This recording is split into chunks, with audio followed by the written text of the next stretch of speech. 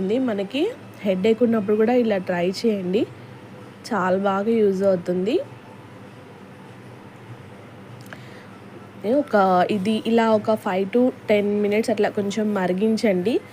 కలబంద కలర్ అనేది చేంజ్ అవుతుంది చూడండి, మెల్లిమెల్లిగా గోల్డెన్ కలర్లోకి వస్తుంది. అలా అయిన తర్వాత అది చూసారా, కలర్ అనేది చేంజ్ అవుతుంది కదా. మధ్య మధ్యలో అలా కలుపుతూ ఉండండి ఒక 2 times.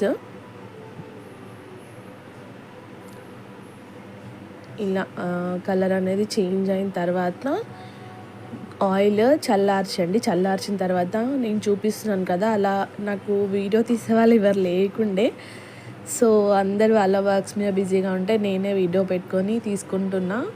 నేను చూపిస్తున్నట్టుగా హెయిర్ని లేయర్గా వేస్తూ ఆయిల్ అనేది అప్లై చేసుకోండి. మీ కంఫర్ట్, మీరు ఎలా ఆయిల్ అప్లై చేసుకున్నారని కాదు, చేసుకొని